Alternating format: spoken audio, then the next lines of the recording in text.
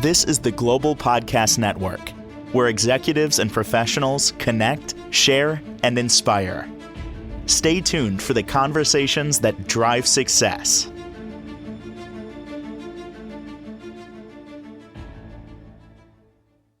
All right, this is for women. We're talking about you and the challenges that many women go through, and a lot of them are common where you might be feeling stuck.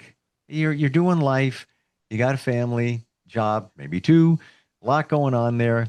You don't take care of yourself. You do feel that you should, but sometimes maybe you don't feel you deserve to. And then it comes down to relationships as well. We all have relationships. It's one of the most important things. We're social creatures, but sometimes they're not the best relationships to support us. How do you navigate through all of that? You get a life coach that understands. We're going to talk with her today. Aspire with ALO is joining us on the program today. How are you doing? I'm doing great. I'm excited to be here. Yeah, it's How are great you to. doing? I'm fantastic. It's great to have you here, and it's funny, coming from the man's perspective. I see it. I see it in so many women. I have a lot of friends who are women, and I'm the only man in the group, and we're close. And we talk about things going on, and I'm seeing a lot of the same things where women are stretched in all different directions and just trying to get life done. What do you hear from a lot of the people in your circles or the people that you help? They're drowning. That's a good way to put it. Yeah. They're Wow. struggling with relationships. They're struggling with handling things with work. They're struggling with managing households. And then they come last, right? And they come last. Yeah. Hmm. Why? Let's focus on that then for a second, on taking care of ourselves, doing self-care. Why do so many of us feel guilty when we take care of ourselves and then we don't do it? We feel like, no, I shouldn't be doing it. Why is that? I think it's a societal thing. You're supposed to be able to give and give and give and give. Hmm. Yeah. Until there's nothing Yeah. left to give. That's the problem. Yeah. Challenge. What's the baseline for the relationship situation? Do you feel that a lot of women enter into relationships that don't really support them because they're looking for something that maybe they were missing in their childhood? Absolutely. I think women go looking for things that feel familiar in childhood, Yeah. which is they're having to grasp it, beg for it, ask for it, chase it, and it kind of adds to the dynamic of drowning. Yeah. Yeah. So let's go to you. What got you here in your journey, to helping people? I think it started a while ago. My mom had her first kid at 17. I was her third, and she remarried. I just watched, even with a partner, the struggle of what women carry Hmm. in terms of doing all of the loading and unloading, the packing lunches, the cooking dinner, the cleaning the house, the hair. Just, I learned, I guess, very early, or I seen very early, just how taxing it can be. And then the other side of it, of her not knowing how to put herself in the mix at all. A lot of times, like we say, it traces back to childhood where, yeah, if I talk to, I'm not a coach. I am not a therapist, none of the above. But many times if I talk with somebody and they tell me they're going through some struggles, I just, rely on what I have, my life. And first thing I say is, how was your childhood? What was going on? How are your parents? What happened there? And a lot of times, no judgment, but that's kind of where it begins. And as parents, we do the best with what we have. What do we have? What we learn from our parents, and then they learn from their parents, and then they learn from their parents. And a lot of maybe values and things get passed on, right? Yeah, absolutely. What made you decide to be a coach? Um, so I got my degree in psychology in school, my bachelor's. Um, but you're only allowed to help and focus on one area when it comes to psychology. And I wanted to find something where I could help with maybe like different areas, like not just with mental health, but maybe physical health and wellness and relationships, and coaching. You can do it. What were your friends in growing up and even past that? Would they say to you like you're the go-to? Like you Yeah, well, yeah. Before I was even ever in a relationship, people would come to me, they would ask me for advice and to be like, oh my God, like you're so good at that. And it kind of always came naturally for me to be giving advice or to see different perspectives or things like that. do you think a lot of it comes from empathy? Like you feel that you can feel what others are feeling. Absolutely. It's like a Yeah. superpower Or a curse. and a curse. They all are. Like I I get it. That's why I asked it because I took a strength assessment test. Right, I volunteer. I do a lot of stuff. So they're like, all right, you know what? Why don't we do this test with everybody and see what your strengths are? Out of 34 of them, number one was communication. All right, I've been doing what I'm doing since I was 17. So all right, makes sense. Number two was empathy. I was like, what? Wow. And I thought maybe I thought it would be in the top 10, but not two. And then I started, that was my beginning of putting up boundaries as much as I could, like realizing that, and of course, the people pleaser thing. I was bullied as a kid. Parents got divorced when I was very young. And, so you always want to provide value for people and make them happy and everything. And, there's a whole other thing there too, people pleasing. That's a big challenge too. Yes, absolutely. I think actually I started out still when I was in school when I realized I wanted to do coaching, which was a few years ago. And I've had to even learn since then implementing different boundaries and what it really means to be in your feminine, which includes boundaries, which I don't think is talked about enough.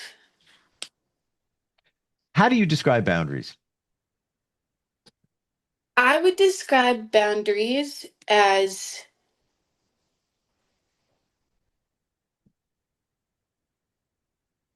that's a good question.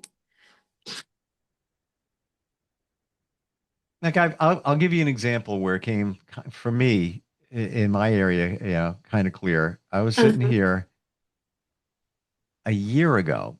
I still remember it was like a year and a month ago, and I knew I had a meeting coming up. It was like 5 o'clock. I had a meeting at 7, and I was like, all right, you know what? Let me get something to eat. So I get in the car. There's a little airport nearby, tiny, tiny airport. I'm like, you know what? I'm gonna go there.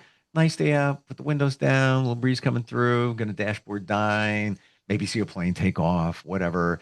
And then my phone rings, and I knew who it was, and it's somebody I care about. But they always have a challenge, and it's always kind of a negative phone call. And I'm like, should I answer this call or should I not? Should I answer this call or should I not? And I decided, you know what? I'm going to answer it, but that's the last time I'm going to do it. So now I'm more intentional. Like when I I'm in my zone and doing my thing, then I put the boundary up. I'm not doing it. I'm not going to compromise unless it's an emergency. I got that. Send a text. I'll know right away if something's up. But that's where it kind of began, where I was like, all right, I've got to be careful about that, um, because it takes from you. If you don't have boundaries, people will take, right? Absolutely. I think boundaries, a small definition, a broad definition of it is just preference.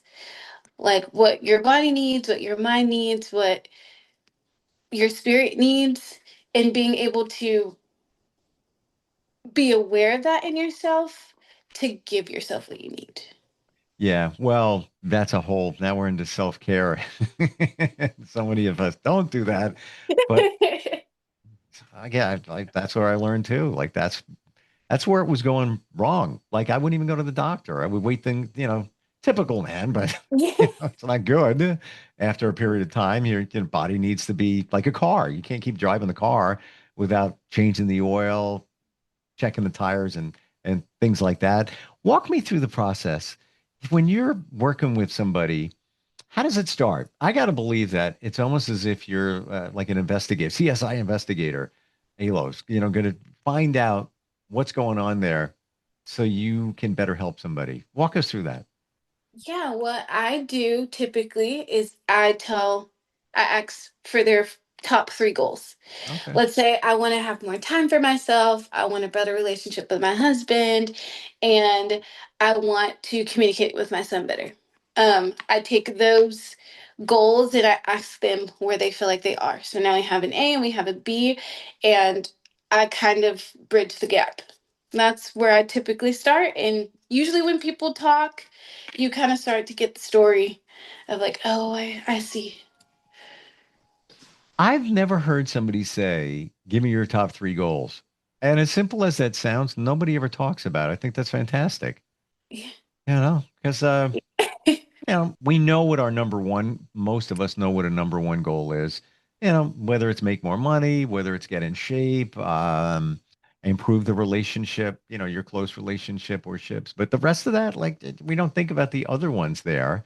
And then comes we don't look at, I feel, the little wins along the Oh, way. absolutely.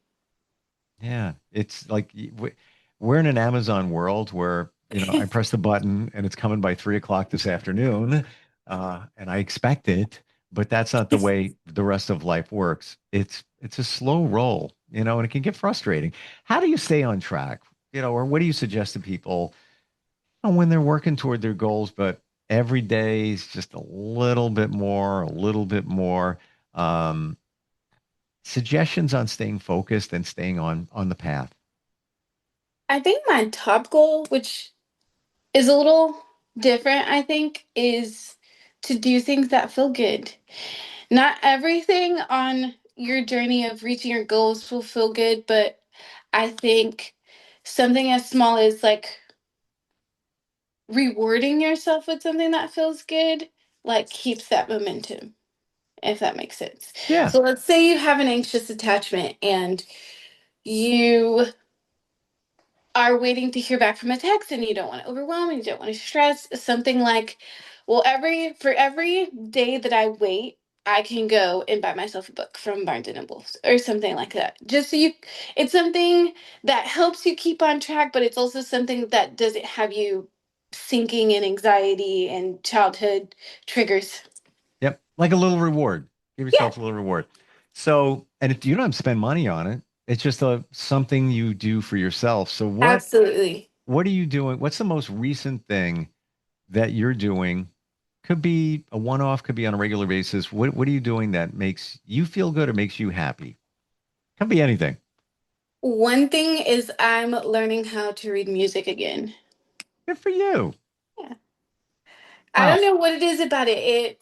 It really helps. I feel like I've been looking for like some type of inner harmony in a way, and Hmm. I remember music bringing that to me. Nice. It's so funny you should say that because mine is music related. Yeah. I've played music on the radio since well, I was a kid, like literally got paid for it. I think I played 8 million songs. Like I just, but I never really, I hear the lyrics, but I don't really listen to the lyrics. And now I'm not watching TV. I'll put headphones on. I'll be laying in bed and I'll just randomly find songs, even songs I grew up with, whatever. And I'll look at the lyrics and go deep and like more understand them. And it's almost like I'm on a scavenger hunt and I found some treasure. It's the weirdest No, thing. yeah. And then I- songs I thought were about this weren't about that. It's, about something totally different, but in a very cool kind of way. yeah, absolutely. I think I can relate to that a lot. I will look at the lyrics now. If there's a new song or a song, I And will pull up the lyrics and just let it go because you miss a lot. you miss a lot. Yeah. And I get wrapped in the beat. So my brain goes right to the beat. Even though I'm hearing the lyrics, I'm fixed on the beat. I'm very transparent. So I'll tell you, my musical tastes are all over the place. Go anywhere. It could be from something that came out yesterday to something that came out 50 years ago. And I don't know what, a song by Aretha Franklin popped in my head. Don't laugh, don't judge. Um, and it was an 80s song. It wasn't, from back in the early 70s, 60s, and they were all great too. And I found an a cappella version. And I was like, OMG, this woman's better than I ever thought. It was Yeah. just like, because you're hearing like the raw her, you're hearing her taking a breath in between, some of the words, which is cool. It's just, but Yeah. it's, I was working, I was like, I can't focus because I'm like, I'm so amassed in that whole, and my brain is playing the music, even though the music didn't exist. But the point here is, it's those little things that can move you forward, but you got to find them. You got to find Yeah. those, what does it for you. What about the call of the spiritual side of you and helping people and coaching, like suggesting people get grounded, things like that? Is that also on your radar? Yes. Yes. Tell me more. So I am a very spiritual person. I think spirituality is kind of in everything that I do. So I am definitely called to help people get grounded. I think every person will have like a unique experience with me because everyone's very unique. Sure. But I definitely do have like that spiritual side. Yeah. Yeah. And it's, it doesn't have to go super deep. And a lot of times you say the word spiritual, and a lot of times people connect it to religion, and then scares people away. And it's like, no, that can be if you want, but that's not Yeah. always what it is. So here's the big question. When you're working with somebody, working on their goals, realizing where they came from, where they want to go, accountability, keeping them on track. Hmm. How do you do that? You check in with them on a regular basis? What's going on there? Okay, yeah, most people like are comfortable, most comfortable when you're checking in, when you're sending a quote, when you're sending a reminder, when you're just, hey, how are you doing today? So I definitely include that, like weekly texts, check-ins, calls, things like that. And then also just kind of an open space for them to be able to reach out also. Sure. Like, oh, I'm having a really hard time with this. And like, I think that helps a lot. Not everyone is like that, so it again is kind of unique to the person, but most people. What's your fascination with the mind? Where'd that start? My Like, I regret I dropped out of psychology. I think I went for 2 days and I dropped out because I was already doing what I wanted to do at the time. But now I look back at it and I was like, you can never say never. You can go to school tomorrow, but I regret it because like I have a fascination with the mind now. Like you're, younger and you already did it. So what intrigues you about the way we think? everything. The mind is so interesting. I think what's most interesting is how your mind turns into a reflection of your outer world. So, for example, I can normally tell something about someone just from a habit. So I had this friend Hmm. who like wouldn't mind his car getting messy. He'd pick people up, he'd like eat food in the car, sand in the car from the beach. But every time the day was over, he was going to clean up his car. He was going to vacuum it, wipe it down. And I looked at him and I was like, that's so interesting. Like, you're the type of person who doesn't mind things getting messy, doesn't mind like emotions or these things, but you don't like loose ends. Hmm. So it's got to be, even though car got messy during the day, day's Yeah, not going to end until the car is clean. yeah, Interesting. Hmm. yeah. And it was super interesting. He was like, what? And I was like, I don't know, that just like what came to me, and it's also really funny because something about him is he doesn't say bye.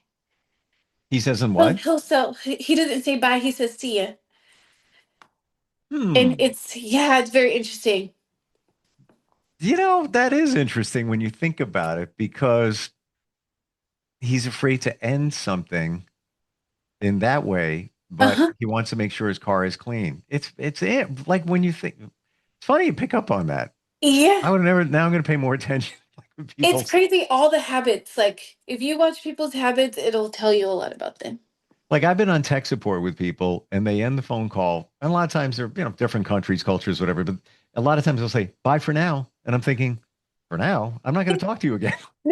Like it's like a needle in a haystack if I ever get you on the phone again, of a bazillion people in the world that I would call tech support and get that same person. But instead of saying, well, goodbye or have a great day, bye for now.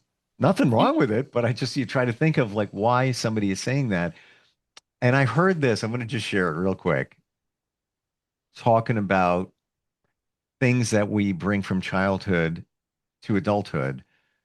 I talked to a professional organizer who is intuitive and coaches as well, and she says people who are disorganized and messy, and they may label themselves, "Yeah, I'm a mess. I don't know. I'm just disorganized." She said, "No, it's they're not. That's a reaction to something that is challenging them, be it a trauma from their childhood that's unresolved. It's never about somebody's just a slob. They're not. There's more to it than that. And if you look deep, Absolutely. I guess maybe you trace it back and kind of figure it out. Yeah, whether they are feeling a lack of control, and that's something they can control in the moment. Point. Very, It's very true. Yeah. yeah, Well, or they feel like they're out of control. So why don't I just be out of control and just exactly. leave my place a mess or whatever it might be? How does Alo, how does somebody find you if they're looking? A woman wants to find out how to put boundaries up, maybe self-care, maybe just talk with somebody on a different level. How do they find you? I am on Instagram at aspirewithalo.com. You can call the number 253-433-2453. And I'm also on TikTok. I'm a little less active than there, but that is alo_Wright. Underscore right? Right, with a W. Got it. Got it. I want to be more active on TikTok too, but I never get around to it. I'm just too busy sometimes. And then it's also, content's got to be good. I'm not just going to put anything Yes, out there. Then there's that, right? Great talking with you. Very refreshing. Like you have a fresh perspective on all of this, and certainly understanding women. There's not a lot of support out there for women, especially on the coaching level. So appreciate it. Thank you so much for being here today. absolutely. Thanks you for having me. Thank you. We'll be right back. This is the Global Podcast Network, where executives and professionals connect, share, and inspire. Stay tuned for the conversations that drive success.